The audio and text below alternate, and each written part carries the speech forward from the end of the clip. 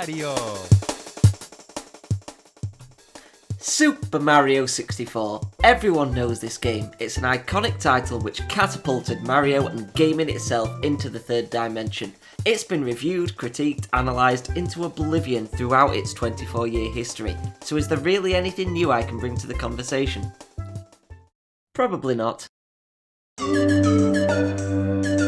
Super Mario 64 oozes fun, charm and creativity. Right from the beginning, Nintendo wants to impress you with this game, starting right at the title screen, where Mario's face pops out in all its polygonal 3D glory. This was mind-blowing back in 1996. Even when 3D games became the norm a few years later, me and my friends would stick on this title screen just because it was such a fun little toy box. When you do finally wrench yourself away from Mario's face and start the game, the Lakitu cameraman flies around the castle, almost as if to say, "Look at this. This is your playground, your world to explore. Go and have fun." Mario jumps out of the pipe and for a minute, that's it. Super Mario 64 is smart enough to let the player just run and jump around this new space, finding their feet in 3 dimensions. We all know the story of Miyamoto and the team, perfecting Mario's movement before designing any of the levels, and the work really paid off. Mario jumps, flips, dives around each stage with such fluidity. Controlling him is the same sort of fun kids have when they go outside to just run around. Even when there's no real point to it, it's exhilarating. The whole game is filled with this childlike wonder. You head into the castle, jump into a painting, and...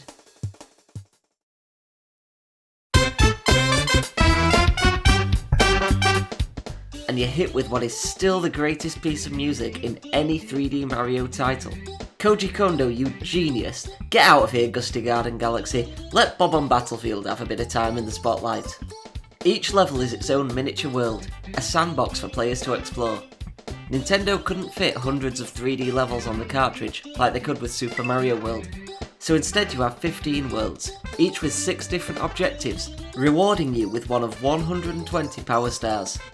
1 minute you'll be racing a giant Koopa Trooper, the next you're blasting through the sky, carrying baby penguins down a mountain, fighting giant stone hands, climbing the inside of a giant grandfather clock.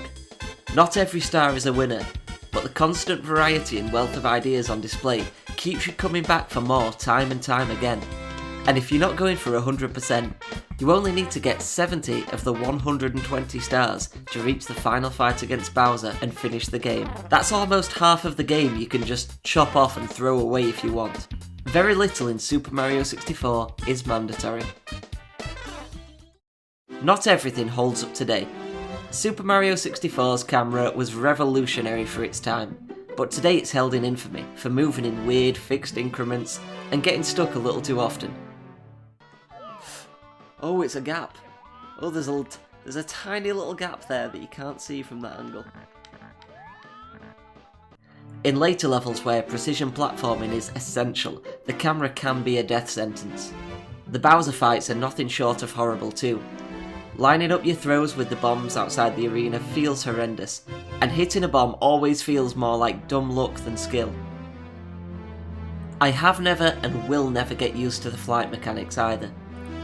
Flying in this game certainly has its charms, building up momentum by nosediving, then pulling upwards to slow down but gain some height. In practice though, when flying is required, it's always more frustrating than fun.